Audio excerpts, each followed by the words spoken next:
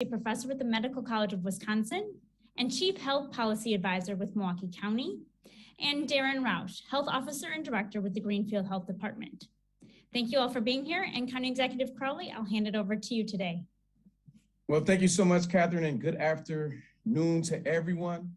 So this morning, it was an honor spending some time with Mayor Barrett, Governor Evers, Congresswoman Gwen Moore, and Senator Baldwin's staff, and many other elected officials and Milwaukee County leaders, particularly as we stood at the construction site where the new mental health emergency center is being built on 12th and Walnut.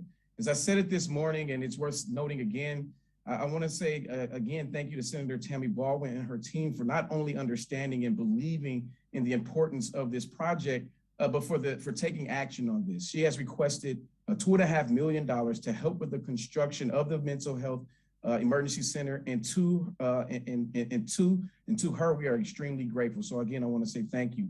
This new mental health emergency center is a joint venture between Milwaukee County and the area's 4 health systems. That is Advocate Aurora Health, Ascension, Wisconsin, Children's Wisconsin, and Freighter Health.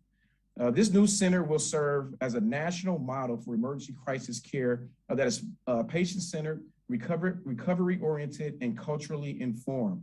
We're going to offer 24/7 crisis mental health assessments, stabilization, treatment, and transition care management for children, adolescents, and adults. And this project is an important step forward and a needed resource in our community, as we know about mental health having only grown during the COVID-19 pandemic. And earlier this year, a Kaiser Family Foundation survey showed that 41% of adults reported symptoms of anxiety or depression. And suicide rates have long been on the rise and have worsened due to this pandemic. Often, one of the largest barriers to really receiving support is to know where you can go for help, which is why providing a center that offers easily accessible mental health specific services right in our community is so important. Our entire Milwaukee County team has worked tirelessly to build awareness for mental health and substance use disorder services throughout our community. And we're committed to investing in community-based resources that are more accessible to those who actually need them. But also, as we focus on equitable services as well as resources, again, I want to thank Governor Evers for committing $19.5 million in ARPA funding to Milwaukee County to offset the 60% of the state transit aid that was eliminated in the 2021-2023 budget. Milwaukee County's budget was dramatically impacted by COVID-19 and the critical service that we need to keep running to serve our community. And transportation is extremely important. It's a very important resource that so many people rely on to get to their jobs, pick their kids up from school, visit family members, but also just to get around town and enjoy what we have to offer. So this is an investment in equity for our community. And this is the exact type of action that we need to continue to take if we want to see our families, our communities, and our economy get through this pandemic and they really succeed for years to come. So creating more transportation options and resources for residents is just one way that we can break down these barriers and really encourage more connected communities that have historically been divided, as well as create thriving neighborhoods that are welcoming to everyone. Both mental health and transportation, these are key social determinants of health, and they are key services, essential services that have been strained during the COVID-19 pandemic. And so we as Milwaukee County, we are committed to using our ARPA funds to invest in solutions and as well as policies upstream that create a more equitable distribution of resources for all of our residents. And lastly, I just want to continue to remind folks that they have until Labor Day to get their COVID-19 vaccine from a Wisconsin healthcare provider, and they'll receive a $100 gift card. This applies to residents ages 12 or older. And so if you're interested and would like more information on this reward program, please visit the DHS $100 reward page. And you can visit it by visiting 100.wisconsin.gov. Again, 100.wisconsin.gov, or you can call 844-684-1064. Again, that number is 844-684-1064, and language assistance is available for those who need it. So thank you again for joining us this afternoon. And with that, I'll hand it over to Mayor Barrett. Mayor Barrett? Well, thank you very much, County Executive Crowley, and I want to congratulate you again. I thought that the event today, earlier today, to signify the really the major partnership that has occurred among the four healthcare systems, the county, the state, the city, to ensure that we have an emergency medical treatment center for mental health issues in the city of Milwaukee is an incredibly important step forward. And it's, as one of the speakers said this morning, he felt that it was the most significant step taken in the last 30 years in this community to deal with mental health on an emergency basis. And I want to start with that because it's important and it's obviously newsworthy, but it also ties into the first two issues that I think we also have to talk about today in conjunction with the pandemic. We've spent a lot of time, rightfully so, talking about the very, very serious healthcare challenges that we've seen. We know that the deaths are rising. We know hospitalizations are up because of COVID-19. We spent a lot of time talking about prevention, whether it's vaccinations, whether it's masks, whether it's social distancing. And all of those issues are incredibly, incredibly important. But there are several other issues that are also important. We've talked a lot about the economic issues. We've talked about the impact on businesses. But I think it's also important that we focus on some of the mental health aspects of this pandemic as well. And I'd like to take a moment to talk about the COVID-19 virus and its continued impact on people's mental health and well-being. And this is an appropriate time to do it because September is Suicide Prevention Month. We know that social isolation and loneliness exacerbates and worsens symptoms of mental illness. And if untreated, mental health issues can lead to suicidal thoughts or even actions. We know that, and we know that for a number of individuals, it has been a far more isolating year than we've ever had in our lives. Research has shown a connection between job loss and increased depression, anxiety, distress, and an increase in substance abuse and suicide. We also know, again, because of the pandemic, that many individuals have been forced to isolate. And again, that can lead to problems for individuals. So please seek resources if you are experiencing any of these symptoms. Consider speaking with a therapist, either in person or using teletherapy. Establish a self-care routine to reduce the physical signs of stress. This includes healthy eating and exercise. Monitor alcohol and substance abuse and speak with a financial counselor. We know that that can cause pressures as well. And we're pleased that we've got free support available through the Financial Navigators Program in both Spanish and English. So call 414-882-7440 or visit milwaukee.gov/FN for the financial support. But whether it's issues that have come as a result of the pandemic or issues you're facing in your daily life, it's important for us to have these resources available. A corollary to this, the suicide, of course, is, and another difficult topic that deserves special attention, is the problem of increased substance abuse in response to the pandemic. Again, this is a timely time to talk about it because today is International Overdose Awareness Day, a day to bring attention to and reduce the stigma of drug-related death. Unfortunately, here in Milwaukee, we have seen literally an explosion over the last decade or two in overdoses. Milwaukee County experienced a record high of 546 people who lost their lives to overdose this past year, with more than 1,500 lost in Wisconsin. These numbers are a result of the availability of the ultra-potent synthetic opioid fentanyl and social isolation caused by the pandemic. The Milwaukee County Substance Abuse Prevention Coalition hosted a public memorial at Zeidler Union Square today to honor the lives of those individuals lost to overdose, supporting individuals and families coping with substance abuse and grief and other prevention resources. The Milwaukee Overdose Response Initiative, which is a partnership between the city, the county, community organizations, health departments, and the fire department, also works to address this issue in our community. One of our key partners has been our fire department. And I think that surprises a lot of people when they realize just how engaged our fire department has been on that. But utilizing opioid-related overdose data from the fire department, a rapid response by a trained community paramedic and peer support specialist is used to engage clients in treatment and recovery services following an overdose. This happens because the fire department, not surprisingly, is a first responder in these opioid calls. So it sees firsthand really the the lost lives, the crushed families as a result of opioid overdoses. Now to shift gears and go directly to our COVID numbers, we remain in the extreme transmission category for COVID-19 cases per 100,000. We're up to 244.7 per 100,000. We are not happy to be at that number. Our percent positivity remains in the substantial transmission category, up to 9.3%. These slight increases bring us to the highest value for our case burden since January of this year. And keep in mind, that's, I think in large part, we know that there are some breakthrough cases or breakout cases, but a lot of these are going to be individuals who did not get the vaccination. So let's talk about our vaccination rates. 53.2% of City of Milwaukee adults, individuals 16 or older, are fully vaccinated. And 58.5% of adults have received at least one dose. So we have to do better in those categories. So please do your part to help drive down these numbers.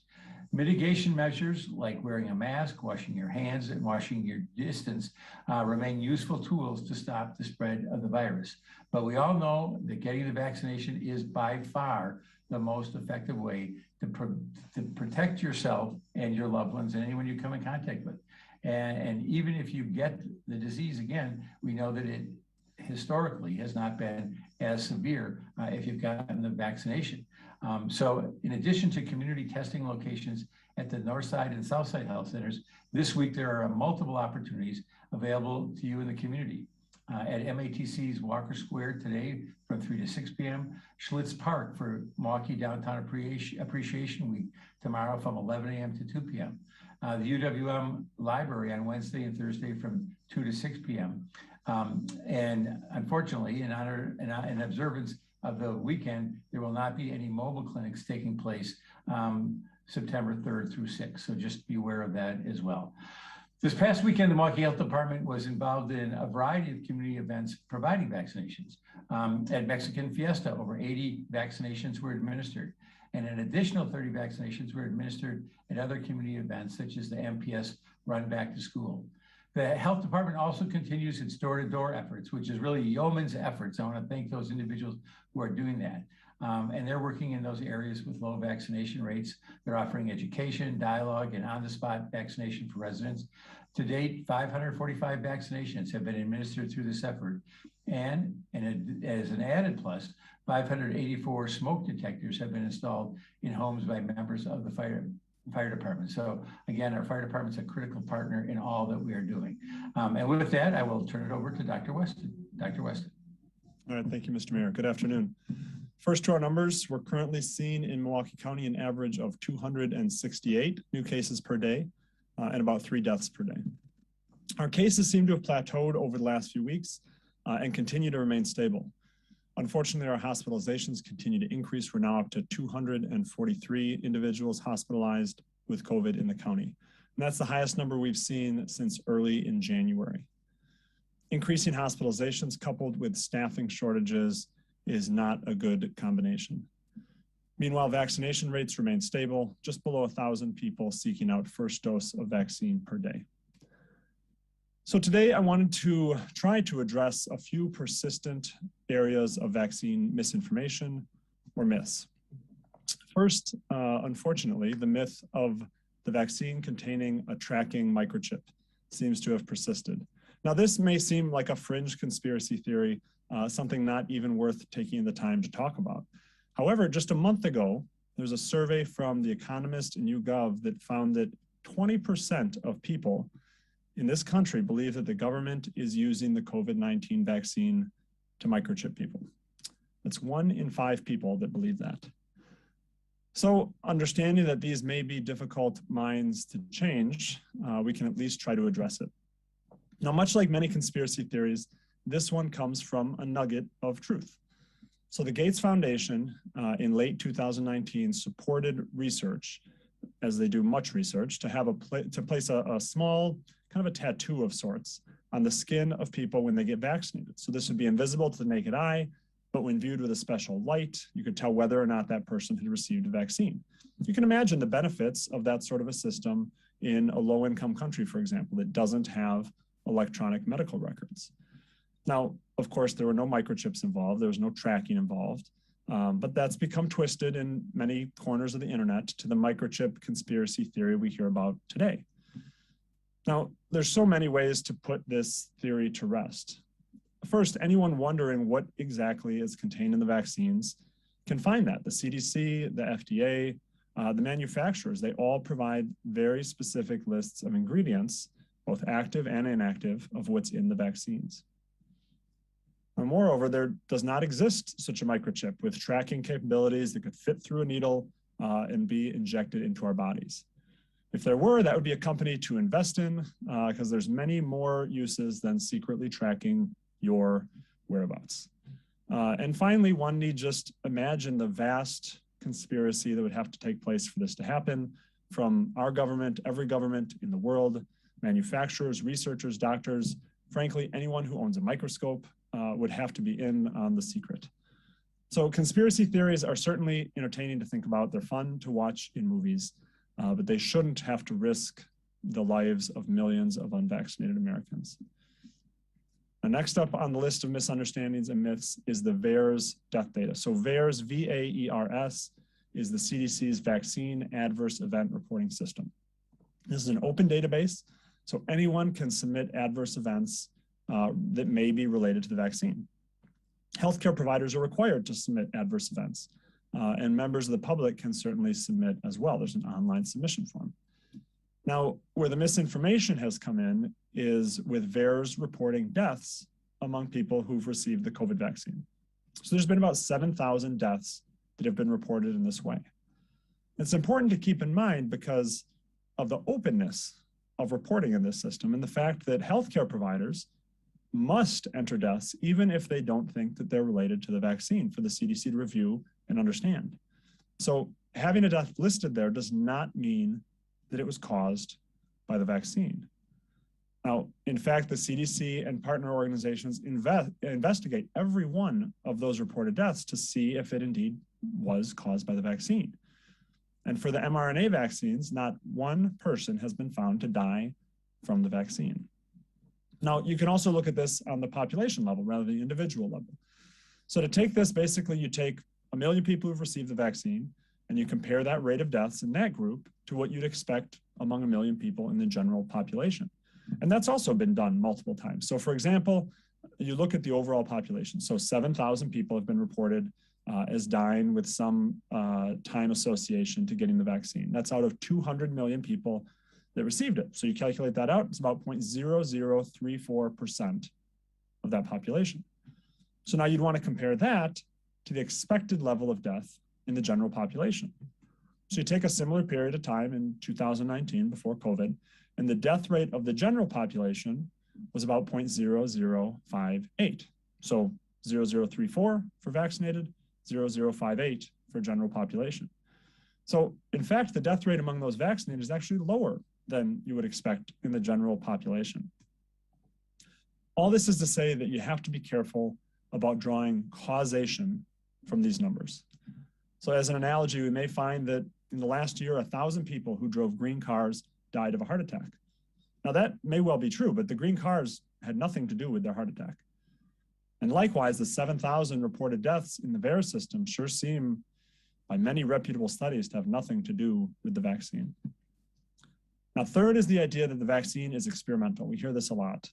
Now, let's be clear. The vaccines have been out for about a year now. They've been given to 200 million people in the United States. And more than 5 billion doses of vaccine have been given globally. Now, you'd be hard-pressed to find a medication or certainly a vaccine that's been administered that broadly. And certainly that's been as closely studied as these vaccines have. Now, add to that the fact that vaccines are not like most medications. They're not taken every day, lasting in your body and potentially making changes over time. They enter our body, they do their job, and then they leave. That's why adverse effects of vaccines are, based on all of our experience with past vaccines, they're seen within 6 to 8 weeks of administration of the vaccine. And that is why when the FDA followed the same process that they do for any other medication or any other vaccine, they recently issued the full approval to the Pfizer vaccine. So what can you do with this information? Well, you can use it to combat misinformation. Next time someone tells you that they think there's a microchip in the vaccine, tell them where that conspiracy came from and that it's just not physically possible. When someone tells you about the deaths from the vaccine, explain that there has not been a single death associated with the mRNA vaccines. And when 200 million people do anything, like driving a green car, bad things happen. But it's not due to the green car and it's not due to the vaccine. And when someone tells you the vaccine is experimental, tell them that not only is it approved by the FDA, but it's one of the most widely administered and studied vaccines in history. That's all to say, help spread accurate information, not misinformation. Misinformation and conspiracy theories are widespread and can be overwhelming to confront and correct. But we can do it one person at a time. It'll make that person and our community healthier. Thank you and stay safe, and I'll hand it to Health Officer Rausch. Thank you very much, Dr. Weston. It's my pleasure to join today to give a little bit more of an update on the data associated with the COVID pandemic and the ongoing vaccination efforts. So both Mayor Barrett and Dr. Weston did a great job of putting into context where we sit currently in the pandemic and some of the risks and misconceptions about the COVID vaccination. I just want to echo their comments and continue to say that COVID-19 is still very active in our community. And while cases have plateaued in recent days, the 7-day case averages are still very high and very consistent to what we saw back in January. An ongoing theme that we've talked about in recent weeks too is how many cases are occurring in our kids, because we know that the Delta variant is more transmissible, and we have seen an increasing proportion of our cases amongst kids 18 years of age and younger. So specifically for the most recent week of data, 1/4 of our cases in Milwaukee County have occurred amongst those children 18 years of age and under. In prior weeks, that number was just a little bit higher than 20%. So the increase to 25% may likely be within statistical expectations, but it is a key consideration as we consider where the COVID pandemic will go in the next several weeks. Remember, a few weeks ago, some MPS schools have opened. We know some private and parochial schools have opened in the last few weeks and even earlier this week, but we know a large number of schools are opening tomorrow on Wednesday, September 1st. And so we will start to expect additional cases of COVID-19 in kids, with more mixing and mingling of kids in school settings. So this is something to keep in mind as we go forward in the next couple weeks. There still is transmission, and it still certainly is concerning as we head into the school year. So with the start of the school year, for the majority of students, there are several important messages that I want to share today about prevention, about getting tested, as well as isolation and quarantine protocols for students. So first of all, let's start with prevention. We certainly know, kind of in the guise of mental health and anxiety and worries, we know that many parents are concerned about these things, and they're certainly concerned as we head into the school year. So first of all, parents can really help their kids, first of all, through vaccination. If your kid is eligible for vaccination, get your child vaccinated. This is the best prevention. And we know that COVID-19 vaccines can be given simultaneously with other childhood vaccines. So many parents have already been taking advantage of this by getting those routine back to school vaccines, tetanus, some of the other vaccines alongside COVID-19. Secondly, we know in public settings that wearing a mask or a face covering is always the best choice. And certainly it has been frustrating for both parents and public health professionals that schools have not always been following that guidance. Many schools have been following that guidance. So in any event, parents can still continue to make that choice and find the right decision for their family. And lastly, something that can prevent disease is reminding your kid about coughing and sneezing into their elbow, using hand washing and hand sanitizer whenever possible to decrease the transmission of germs in the school setting. Now, thinking about testing, we know there's a lot of testing opportunities available throughout Milwaukee County, and getting tested is something that should be done if your child develops symptoms. So think about those symptoms of COVID that we've been talking about over the past 18 months. Fever, chills, shortness of breath, fatigue, congestion, sore throat, new loss of taste or smell. These symptoms, while they may be similar to other viruses and other colds, it is important in the context of the COVID-19 pandemic to consider these as options and get testing to rule out COVID-19. As I mentioned, Healthy MKE and other sites can help you find a testing option for yourself or for your child.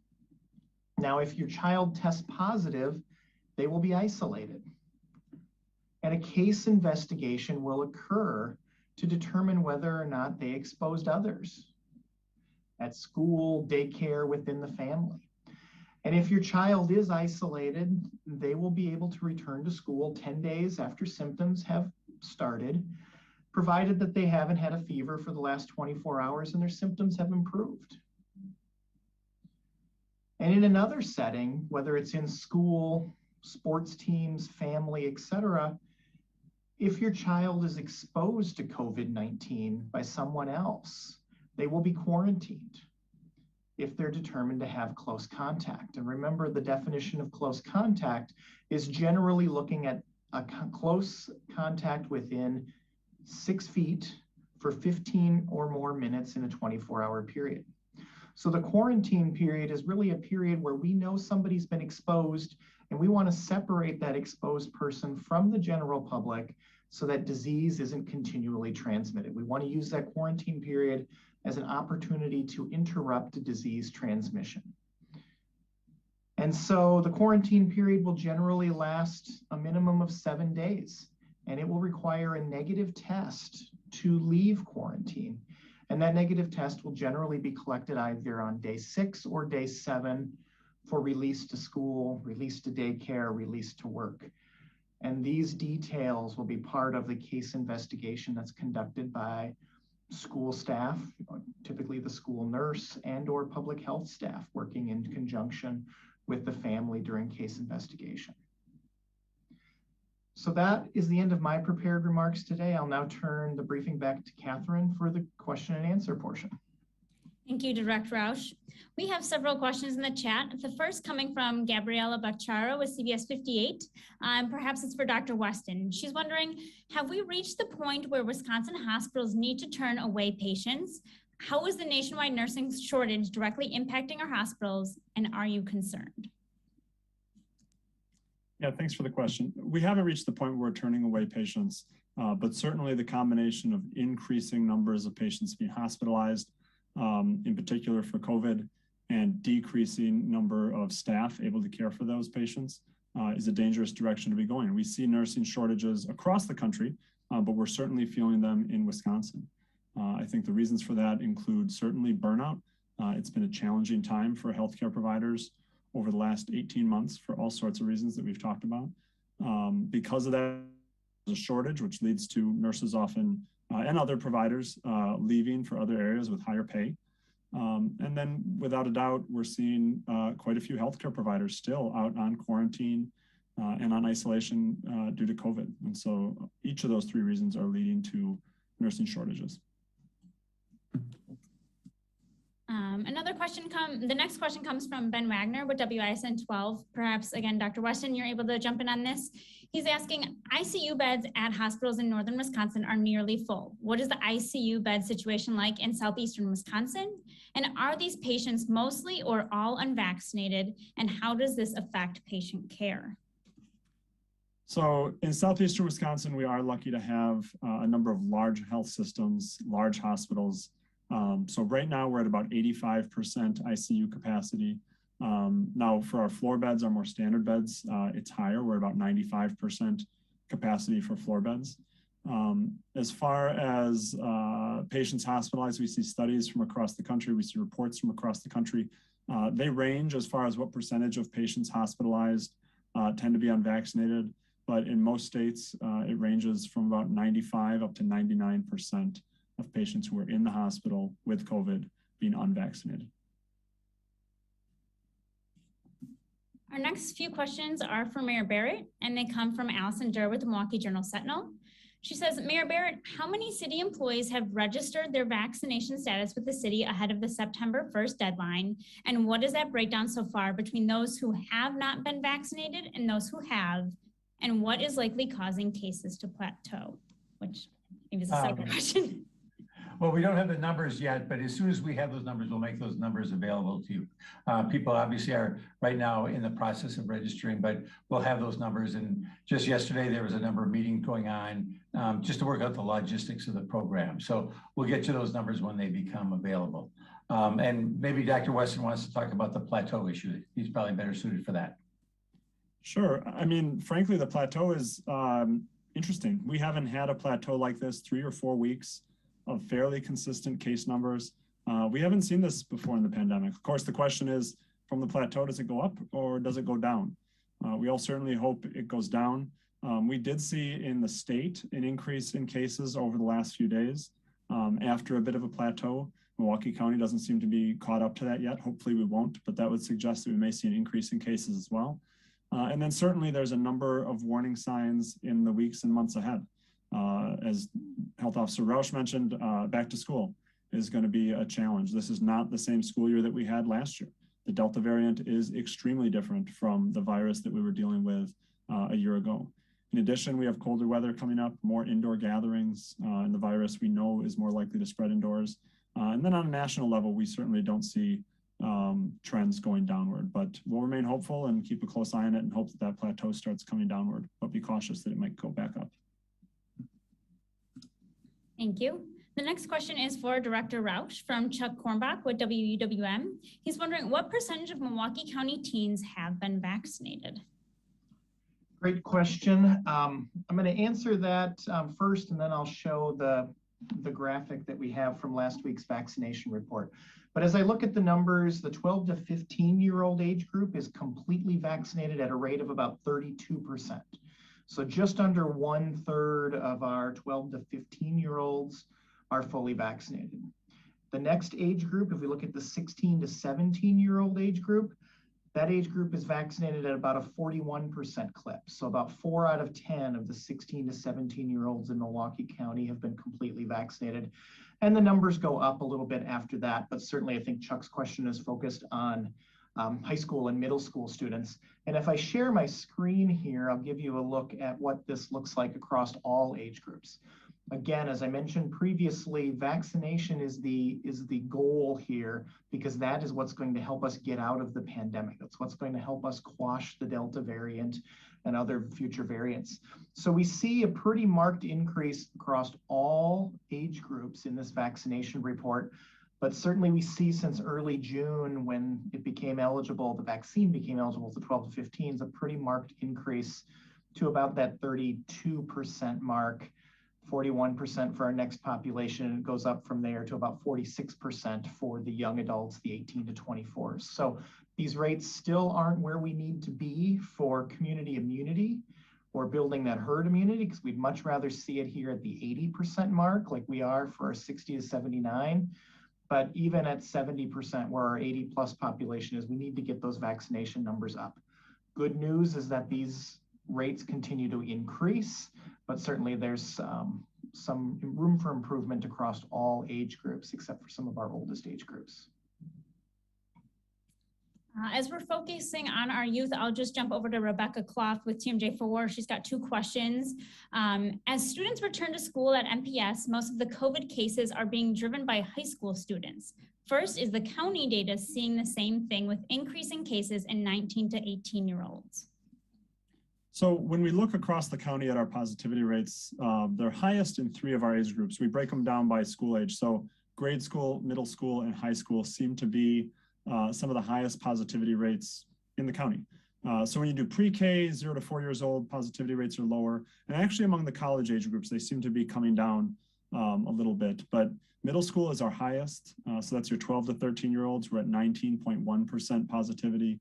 High school is at about 17% and grade school at 16%. So certainly above the average that we're seeing in the county. and that suggests caution in going back to school. The importance of mask use, the importance of distancing, the importance of ventilation. And the second part of Rebecca's question is, with high school students able to be vaccinated, is there any plan to offer vaccines in schools? Director Rausch may have more information specific to districts. I think different schools have different plans throughout the county right now. Yeah, I mean, vaccinations have been available for many, many months now. I know a number of health departments offered vaccine clinics in association with schools or in partnerships with schools back in the spring. I certainly know we've continued to outreach our local schools, and information has been shared widely with school families and school parents.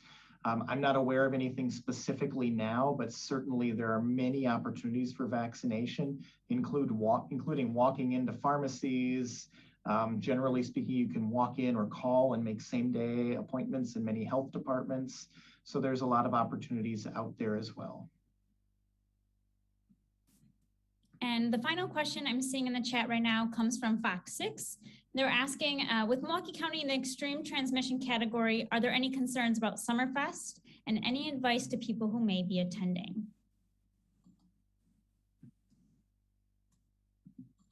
Mr. Mayor, would you like to start? I'm trying to get my video going here.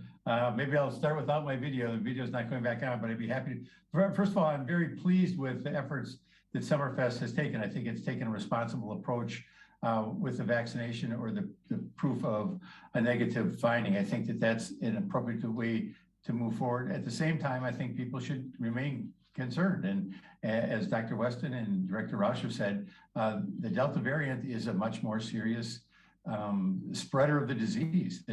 All the diseases is very, very dangerous, but this is obviously a more prolific spreader. So, but I am pleased that they have the vaccination requirement in place. I think that's very responsible. I would agree completely. I think, you know, much like any other event, it's about the layers of protection. Summerfest has added a very important layer, being the vaccine or testing requirement. Now, on top of that, it's a generally outdoor event. That makes it a lot safer. But nonetheless, it is an event where people are together in groups, and we know that's how COVID spreads. So keep adding on the layers, distancing, masking, as well as vaccine and being outdoors. Well, thank you all. Those are the questions I'm seeing in the chat. So thank you, media, for asking questions. Thank you all for being here, and we'll see you all next week. Thank you very much. Thanks, everybody. Thank you.